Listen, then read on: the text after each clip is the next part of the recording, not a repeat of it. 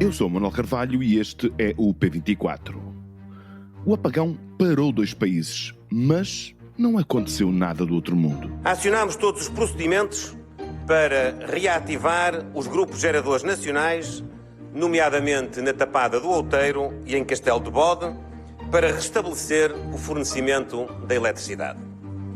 No plano operacional, concentramos a coordenação na célula de crise do Sistema de Segurança Interna e no Centro Coordenador Operacional na Autoridade Nacional de Emergência e Proteção Civil. Uma falha global na rede de distribuição de energia elétrica capaz de parar 2 países da Europa do século XXI parece uma invenção digna da melhor ficção científica. Mas, por vezes, a realidade está para lá da ficção e o apagão de ontem aconteceu. E aconteceu não por causa de um cataclismo natural, de um ataque terrorista ou de um erro humano de escala improvável. Aconteceu porque, dizem os especialistas, coisas destas podem acontecer.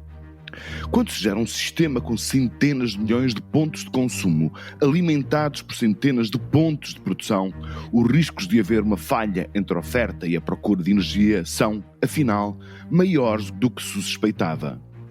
Não se sabe ainda ao certo o que aconteceu, mas tudo indica que o acontecimento extraordinário desta segunda-feira possa ter sido determinado por um fenómeno tão banal, embora numa escala gigantesca, como os disparos lá em casa quando há uma sobrecarga na tensão elétrica ou um curto-circuito. Mais importante agora é dar conta que os portugueses e espanhóis foram afetados por uma fragilidade do sistema que é urgente corrigir. Não houve danos de maior na sociedade ou na economia.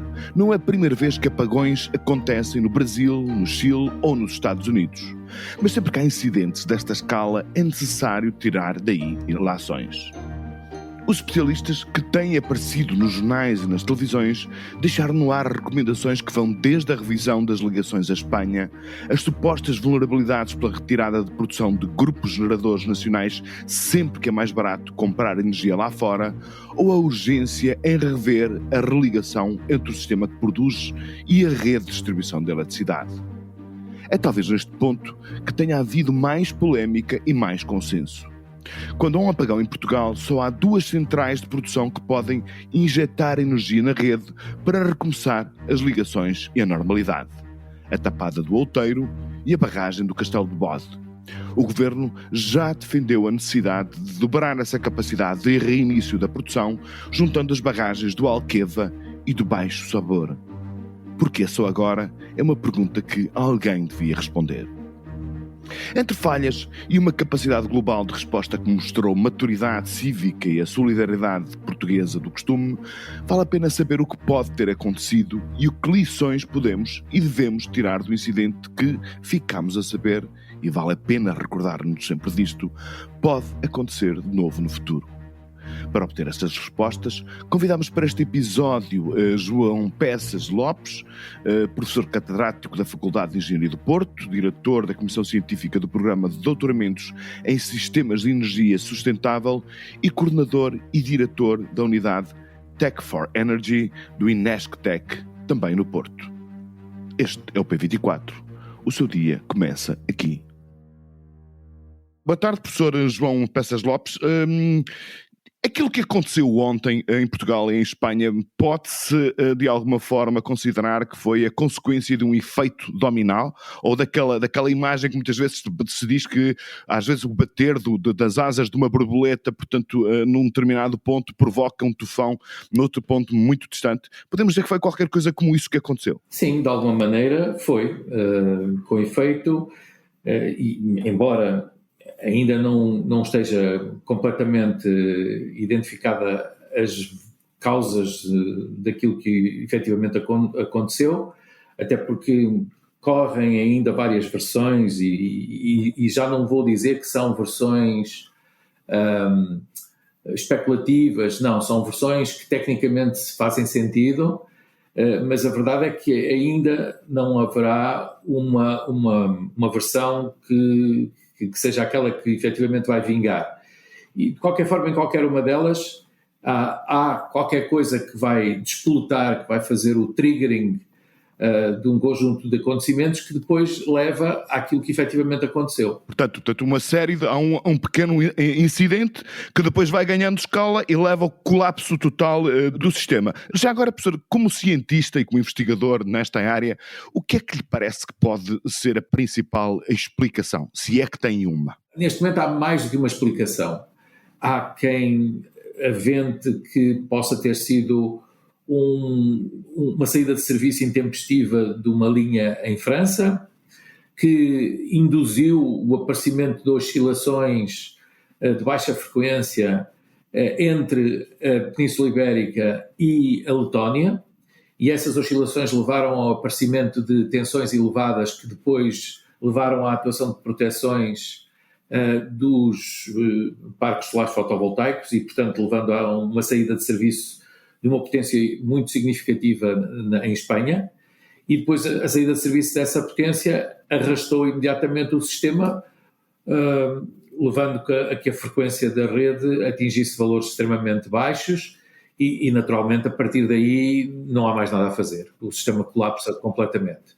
Mas há outras versões, tecnicamente podem também fazer sentido, ou seja, que efetivamente houve um problema que levou a oscilações de frequência na rede, e não foram problemas de tensão, mas sim de frequência. Só quando fala oscilações de frequência, o que é isso exatamente? Ou seja, eu acredito que a maior parte dos nossos ouvintes entendem o que é uma diferença de tensão, porque sabem que quando há um excesso de tensão a luz vai abaixo, não é? Agora, frequência, o que é isso?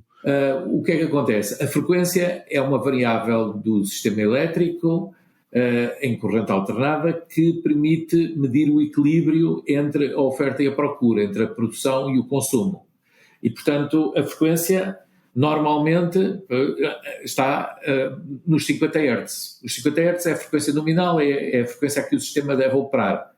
Quando há um desequilíbrio entre oferta e procura, a frequência desvia-se do valor dos 50 Hz. E o sistema colapsa. Ou para baixo ou para cima. E neste caso, a frequência de ter-se-á desviado para baixo e o sistema colapsou por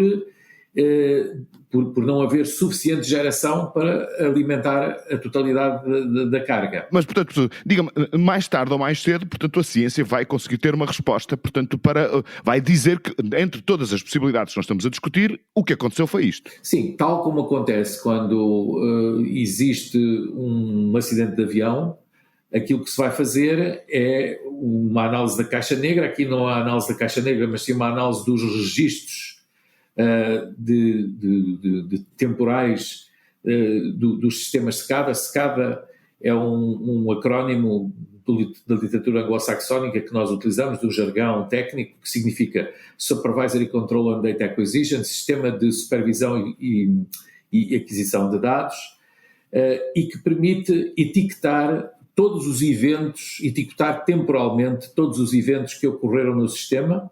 E, portanto, nós conseguimos fazer um levantamento daquilo que aconteceu ao milissegundo e depois de termos feito isso, nós vamos conseguir perceber o que aconteceu. E tal como nos acidentes de avião, aquilo que nós esperamos é que, depois de se fazer essa análise, nós vamos aprender para que vamos eventualmente corrigir algum erro que tenha ocorrido, alguma situação que não esteja tecnicamente correta, e vamos naturalmente remediar essa situação corrigindo esses erros. De qualquer forma, portanto, já temos dados suficientes para afastar aquela primeira suposição que se chegou a circular com alguma insistência de que estávamos a ser vítimas de um cyberataque. Nada indica que isso tenha acontecido. Sim, nada indica que possa ter acontecido. Essa é a hipótese mais remota. E, portanto, de qualquer forma, portanto, se depois de sabermos exatamente qual foi a origem desta tempestade perfeita, deste apagão, é possível, de alguma forma, introduzir medidas no sistema, na rede, mecanismos que possam evitar a repetição daquilo que aconteceu? Sim. Como já disse, dependendo daquilo que forem as conclusões dessa análise que se tem que fazer, há seguramente medidas que se podem tomar, e eu posso elencar algumas delas. Por exemplo, há que investir em conversores eletrónicos que formam rede, que, mais uma vez vou usar o jargão anglo-saxónico, que se denominam de grid forming, ou seja, são conversores eletrónicos que emulam o comportamento de uma máquina síncrona. A máquina síncrona é a máquina convencional utilizada para produzir energia elétrica, o gerador elétrico, o alternador, e, portanto, é possível, com soluções de controle avançadas, incorporar nos conversores por exemplo, dos aerogeradores e até dos parques solares fotovoltaicos, desde que tenham dispositivos de armazenamento associados. É possível fazer com que eles tenham esse comportamento, mas também é possível adotar esse comportamento, conseguir esse comportamento em baterias, em conversores de baterias. Termos, portanto, reservas de energia para, se houver um pico de procura, o sistema não colapsar, e termos alternativas de fornecimento de energia, é isso? Não é bem isso. Ou seja, uma das razões que se aponta também para aquilo que ocorreu é que o sistema tinha pouca inércia. O sistema ibérico estava com baixa inércia. Porquê? Porque estava com muitos conversores eletrónicos a produzir a eletricidade a partir de parques solares fotovoltaicos, aerogeradores, cuja ligação à rede é feita por esses conversores eletrónicos e, portanto, a inércia é baixa. E isso é extremamente importante, porque quando a inércia é baixa, quer dizer que o sistema fica muito frágil. E foi muito provavelmente isso que também aconteceu. E, portanto, o que eu estou a dizer é que uma das medidas que pode vir a ser tomada é passar a instalar esses conversores eletrónicos com capacidade de formação de rede, que vão ajudar a controlar o sistema neste tipo de situações. Outro tipo de medidas que podem ser tomadas passam por medidas ao nível do operador do sistema. Ou seja, o operador do sistema tem que instalar mais soluções de monitorização e controlo avançados, nomeadamente para aquilo que nós chamamos de a segurança dinâmica, a monitorização da segurança dinâmica do sistema. Os operadores de sistema são a EDP, a Endesa e por aí fora. Neste caso, o operador do sistema é a REN e a Rede Elétrica de Espanha. A REN. Sim, exatamente. Pedir-lhes, portanto, mais mecanismos, portanto, de segurança, com redundâncias e com capacidades de resposta. Certo. Aqui o problema não é um problema de redundâncias, porque o sistema tem naturalmente redundâncias. Ou seja, mesmo que existissem todas as redundâncias do mundo, este fenómeno acabaria por acontecer, porque é um problema de comportamento dinâmico. As redundâncias normalmente estão associadas ao comportamento em regime estacionário do sistema. Aqui não, estamos perante um fenómeno dinâmico e o fenómeno dinâmico ocorre independentemente disso. Portanto, aqui é mesmo mecanismos que podem ser soluções que podem ser instaladas ao nível dos centros de despacho para permitir monitorizar a segurança dinâmica do sistema e identificar procedimentos de controlo quando tal for necessário, não é? Neste caso, controlo preventivo, ou seja, antes das perturbações terem lugar, nós vamos implementar soluções que, se elas tiverem lugar, garantam que o sistema tem robustez. E na eventualidade de ser impossível evitar um novo apagão, uma questão que as pessoas colocam, os cidadãos comuns colocam é: porquê é que demora tanto tempo a repor a normalidade? Porquê é que demorou tantas horas? Enfim, aquilo foi abaixo, porquê é que não se carrega, portanto, num botão e volta tudo a funcionar normalmente? Explique-nos lá, por favor, professor, como é que isso funciona. Sim. Portanto, eu devo dizer que a reposição de serviço até correu muito bem. Portanto, a reposição de serviço é um conjunto é uma sequência de manobras que vão ter lugar no sistema elétrico e começam por, primeiro, energizar alguns geradores, arrancar com alguns geradores. Em Portugal, esses geradores foram a Central do Castelo de Bode e a Central da Tapada do Outeiro, no Porto, a Central Termoelétrica da Tapada do Outeiro. Com essas centrais foi possível energizar uma parte significativa da rede e, a partir daí, começar a fazer ligações com passos pequeninos. E quando eu falo de passos pequeninos, estou a falar de ligar de graus de carga de 5 megawatts, 10 megawatts, 30 megawatts. Equivalentes a uma cidade ou a um bairro? Isso pode ser um bairro de uma cidade. Portanto, estamos a ver o tempo que isto demora num país... Sim. Portanto, isto são horas. E, portanto, o processo é mesmo assim. Para quê? E porquê é que tem que ser assim? Porque se ligássemos uma carga muito grande, o sistema ia enfrentar oscilações muito grandes que podiam levar ao colapso do sistema novamente e termos que voltar a refazer tudo. Aliás, aquilo que aconteceu, tanto quanto sei, é que, efetivamente, pelo menos 2 vezes...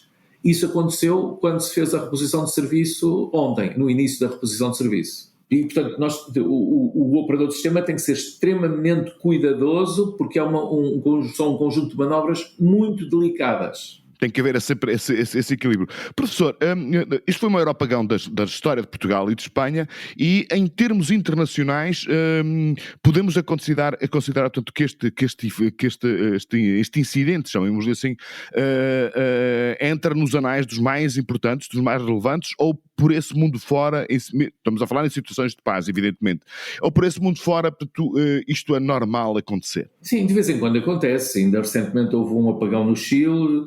Estas situações têm lugar e nós não podemos dizer que estamos livres de não podermos ter novamente um apagão.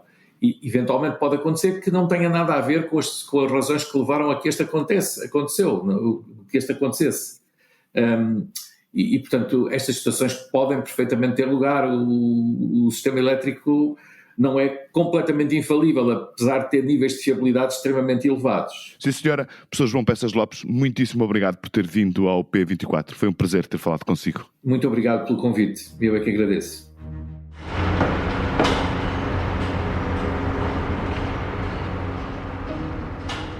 Portugal tem uma gravíssima crise de habitação e é bom que as empresas privadas, as autarquias ou o governo se esforcem em aumentar a oferta de casas. Mas também é bom que se aprenda com o passado e não se transformem ainda mais as nossas cidades em pilhas de betão. Aprendemos com o avanço do urbanismo e com a crise climática que a velha mania de impermeabilizar os solos a qualquer custo é um erro que todos temos de pagar. Por isso, são de saudar iniciativas como as dos vizinhos do bairro Foz, em Algés, noticiada esta terça-feira pelo Público, que lutam pela preservação de vivendas antigas condenadas à destruição para dar lugar a novos blocos residenciais. Em várias cidades do país, com Vila Nova de Gaia, entre outras, a servir de terrível exemplo, a nova vaga de construção podia nos dar direito a modelos europeus e sustentáveis. Pelo contrário, o que vemos demais todos os dias é a proliferação da cidade-subúrbio do passado. O P24 regressa na sexta-feira. Tenha um bom 1º de maio. Para não perder os novos episódios, subscreva este podcast do Público na sua aplicação preferida. Para além deste programa, há mais para descobrir em público.pt/podcasts. O Público fica no ouvido.